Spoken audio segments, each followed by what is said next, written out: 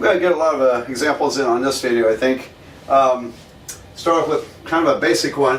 What's the inverse cosine of the cosine of pi over 3? All right, now, we're in radians, aren't we? Pi over 3. And do these cancel one another? They do. The cosine of pi over 3, if you want to think of it as the cosine of 60 degrees, is going to be 1/2, isn't it? That's 1/2. So, you know, on the unit circle, cosine is the x value, and here's 60 degrees up here, or pi over 3 radians, and so the x value is halfway, it's 1/2. And so the inverse cosine of 1/2, well, okay, the inverse cosine, well, here's 1/2, the inverse cosine is 60 degrees, okay, because the cosine of 60 degrees is 1/2. There you go, so this justifies that conclusion. You think, well, okay, well, that's great, well, these just cancel one another, don't they? Yes, they do. Yes, they do, but you gotta be careful about that. Now, this worked wonderfully because we were in the first quadrant, where everything is positive.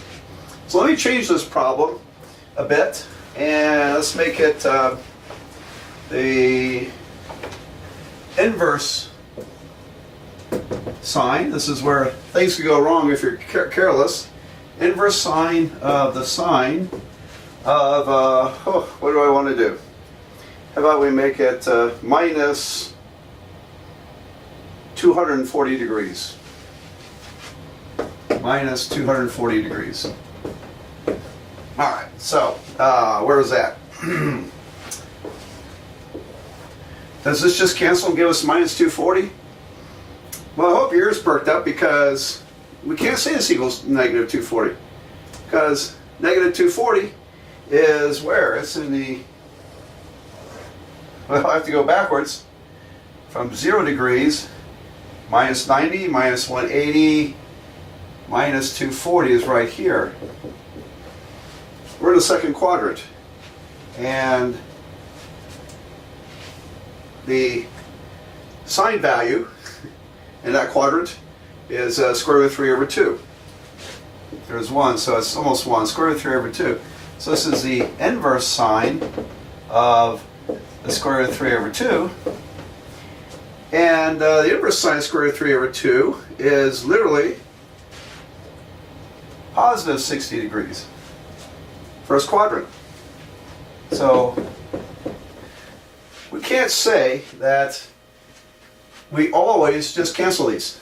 When one's an inverse, one's not. We can't always just wipe those off and conclude that's the answer. In this case, it was different. So, well, it was different by 300 degrees, so it's not like add 360 to this and you're going to get 60. You won't. So let's analyze that here. This is in Quadrant 2. This is in Quadrant 2. And the inverse sine is defined to be quadrants 1 or 4. Well, in Quadrant 2, sine is positive, and so my answer must be in Quadrant 1, 60 degrees. All rather confusing, huh? Okay, well, so you're going to have to be a little careful about these quadrant problems. So that's why I think I need to do a number of these examples. So I'll erase that part of the board and we'll do some more. Well, I ran into a very interesting issue here with the problem I made up here. And I don't recall seeing anything quite like this in all my years of teaching. And probably because textbooks avoid these problems as much as I can. So well, let's work our way through it. Inverse cosecant of the cosine of 5 pi over 3. And when I started to do it, converted that to 300 degrees. It made that easier. If that's easier to think about, that's fine. So the cosine of 300 degrees, you can draw your unit circle, or 5 pi over 3. It's 1/2. So we're talking about the inverse cosecant of 1/2. And then I realize, oh, that's a big problem. Because the cosecants are always greater than 1 or less than -1. Remember the cosecant function looks something like, I think it looks like this. Cosecant goes like this, and like that, and like that, and like this. It's a weird function that alternates these shapes. They're not parabola shapes, but they're kind of like parabolas, but they're not true parabola shapes. Is that right? Yeah, this is a dotted line here. The y-axis would be a vertical asymptote, division by 0. Anyway, in any event, cosecant is always greater than or equal to 1, or it's less than or equal to negative 1. So a cosecant of an angle can never be a half. A sine of an angle can be a half, but not a cosecant. So this does not exist. Does not exist. All right, you can't calculate this one. Okay, so kind of an interesting goof, but I don't think I've seen one like this, so I thought that was kind of interesting to show you. So I took that last problem and I changed the inverse cosecant to inverse tangent. Now I got a problem I can work. Because the tangent function is defined for any angle, which means the outputs to inverse tangent can be any number. So it's not going to be a problem here. But now I left it up here, changing 5 pi over 3 to 300 degrees. That's an optional step. But if it helps you to see this better at 300 degrees, then you're okay. So let's see what we got here. On the unit circle, 300 degrees is about here. And cosine is the x value, so this is 1/2. I'm supposed to read 1/2, so this is the inverse tangent of 1/2. And, well, what is that? Well, we'd have to use a calculator on this one because there is no friendly angle that has an inverse tangent that's equal to 1/2. So it was a little bit of a red herring here. I thought, oh, we could do this without a calculator.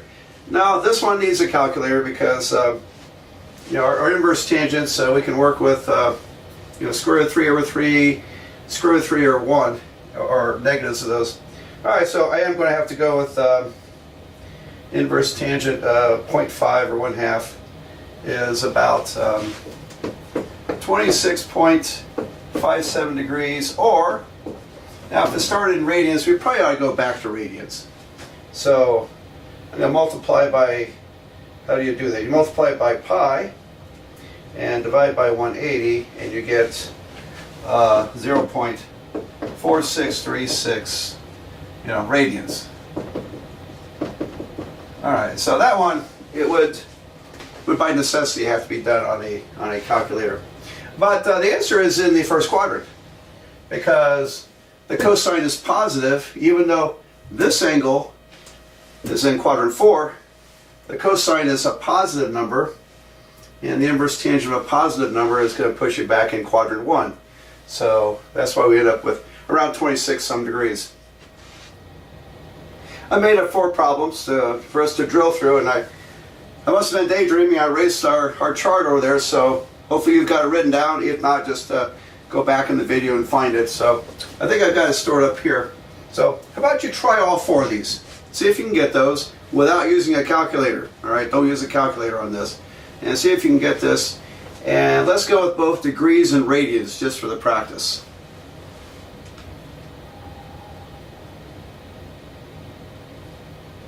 All right, you got them?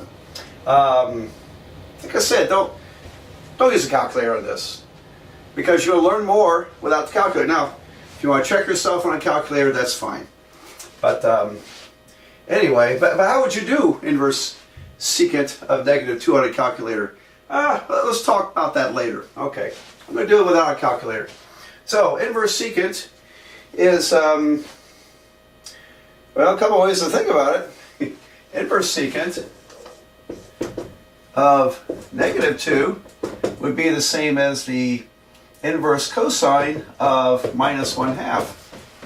All right, so how do you know that? Let me go through the steps. I guess I am doing this. how you do it on a calculator, you would have to think about it this way. The inverse secant is equal to some angle theta. So secant of theta is minus 2. Flip the secant and get cosine.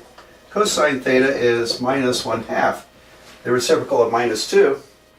And so theta is the inverse cosine of minus 1/2, which is what I had there. All right, so there it is. And on the unit circle, the minus 1/2 on the x-axis, right here, the angle looks to be about 120 degrees. You know, cosine of 120 degrees would be minus 1/2. So let's call it, it has to be second quadrant for inverse secant. So inverse secant and inverse cosine are the same in terms of quadrants. They're both quadrants 1 and 2. With a negative, it makes it quadrant 2. So my quadrant 2 answer would be 120 degrees, or what's that in radians? It's 2/3 of pi, so 2 pi over 3. There we go. All right, now, next one. Inverse tangent of minus square root of 3. All right. Well, if you think of the tangent as a slope, so where is a slope? Negative square root of 3. Now, square root of 3 is about 1.732. That's a number you should have kind of in your head, I think. And a negative 1.732 slope would be fairly steep in the negative direction. So look at that. Looks like 120 degrees again. All right. However, the inverse tangent is defined to be in quadrants 1 and 4. So I can't give the quadrant 2 answer here. I'll have to give the quadrant 4 answer. So this is, what would that be? This is 300 degrees. Or minus 60 degrees. All right, so if you did punch in a calculator, your calculator is going to give you minus 60 degrees or minus pi over 3 radians. What if you added 360 degrees with that? I think you gotta be careful about that. Let's keep it there. I'm trying to think. There might be a reason where you see 300 degrees and minus 60 degrees describe the same position on the circle. However, if angle is used for some other purpose, we might need to have it as minus 60 degrees. So I'm a little, off the top of my head, I'm thinking, let's keep it minus 60 degrees. Okay, so what about inverse cotangent of negative 1? Let's see, now inverse cotangent is what quadrants? Okay, well, inverse cotangent is quadrants 1 and 2. And so it's over here somewhere. And now the inverse cotangent of negative 1, hear me out on this, inverse cotangent of minus 1 equals to theta. That means the negative 1 is equal to the cotangent of theta. But if I invert cotangent, I get tangent. Tangent of theta is 1 divided by negative 1, which is still negative 1. And so now with tangent, you're thinking slope. Where's the slope? Negative 1. There you go. It is at, 135 degrees. So, and inverse cotangent, quadrants 1 and 2. Okay, quadrants 1 and 2. So we can't give the quadrant 4 answer here. So 135 degrees, or what's that in radians? 3 pi over 4 radians. There you go. Okay, one more, and this one looks kind of bad, but not as bad as it looks. So the inverse cosecant of 2 square roots of 3 over 3. Okay, I think I'm going to, because you might not recognize that 2 times the square root of 3 over 3 stuff. So let's say that the inverse cosecant of 2 square roots of 3 over 3 is equal to an angle theta. And then that means the cosecant of theta is 2 square roots of 3 over 3. Great. Now if I invert it to get sine, more friendly function, I have 3 divided by 2 square roots of 3. And the square root of 3 will divide into 3. And what you get is the square root of 3, isn't it? So I get square root of 3 over 2. Now that's a familiar number. We're in, I chose to put this one in the first quadrant, so the answer is going to be, what would that be? Where is sine equal to square root of 3 over 2? I hope you know this by now. But square root of 3 over 2 is about 0.866. It's a y value. It's up here. So, 60 degrees, first quadrant. 60 degrees or pi over 3. So what would I have done had we made this a negative? What would we get? All right, let's try that. So cosecant inverse 2 square roots of 3 over 3, negative. What then? So if I change that to a minus sign, let me just highlight in red here. All right, so I get all this stuff. The sign is negative square root of 3 over 2, which puts it down here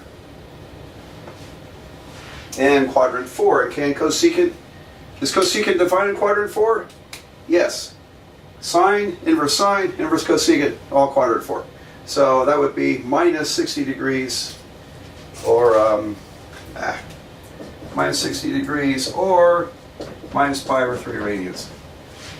Okay, so hopefully that will get you going. While I'm at it, let's do one or two just calculator only problems. And these, I think you don't have to worry so much about quadrants here, I don't think. Let's see, let's try it. Let's try the inverse cotangent of negative 0.234. What would that be? All right, now we've done this before as calculator problems. Now we're not going to get friendly angles out of this at all. And one more time I'll show you how it works. I kind of did it over there. That equals to theta. Then the cotangent theta is minus 0.234, which means the tangent of theta is 1 over minus 0.234. Okay, so theta is the inverse tangent of negative 1 over 0.234. Now, what if we're going to have a problem with this? This might be pretty interesting. So let's see what the calculator gives us. Calculator might be wrong. Okay, so if I do inverse tangent, parentheses negative 1 divided by 0.234, there we go, I get minus 76.83 degrees. All right, so what is wrong with that? Well, if this was the problem, that would be fine. However, it started off as cotangent. And cotangents live in quadrants 1 and 2. That's a quadrant 4 answer. So we have a problem, don't we? I had to convert that over to quadrant 3. No, 2. Quadrant 3. Quadrant 2. Getting tongue-tied. All right. We don't really use quadrant 3 in these, do we? Okay, so if you were at, on the circle, minus 76.83 degrees down there, I need that that number in the second quadrant. Well, it follows the same line with the same slope, doesn't it? Follows that same slope. So my answer should be, I add 180 to this. So this is a pretty different problem, isn't it? So 180 plus whatever I had in my last calculation. Oops. All right, let me just add plus 180. There we go. 103.17. 103.17 degrees. So this is 1 103.17 degrees. Has to be in the second quadrant, right? Because that's how the function is defined. So to get that over to the second quadrant, we must do that. By the way, does it all work? Yeah, I sure hope so. Yeah, I think so. So, okay. I wanted to stare at this a minute, just make sure I knew what I was doing. And yes, this is correct. I checked it out, and the way I checked it out, the angle is 103.17 degrees. So if you take the tangent of this number, you get negative 4.2735 something. And if you take the reciprocal, you get negative 0.234. So kind of a strange problem, a little tricky, because remember what quadrant you're supposed to end with. Even though this shifted quadrants, we still had to go back to quadrant 1 or quadrant 2. So, all right, I'll erase this and do one more of these. So what is the inverse secant of minus 3 halves? We do the same general stuff here. As when I convert to the related inverse trig function, which would be inverse cosine, you can show that this is the inverse cosine of this number inverted, minus 2/3. All right, so now that should give me an answer in the second quadrant, shouldn't it? Because cosine is negative in the second quadrant, so I'll punch it in here. Inverse cosine minus 2 divided by 3 in degrees is about 131.81 degrees. In radians, or, all right, so I multiply it by pi and divide by 180. If we want radians, it'd be about 2.3005. 2.3005 radians. There we go. So here's our tour of the inverse trig functions, and as you can see, it gets tricky when you're in anything other than the first quadrant. So be careful there. Make sure you have that list at your hand when you do these problems. Next, we're going to go on to solving trig equations.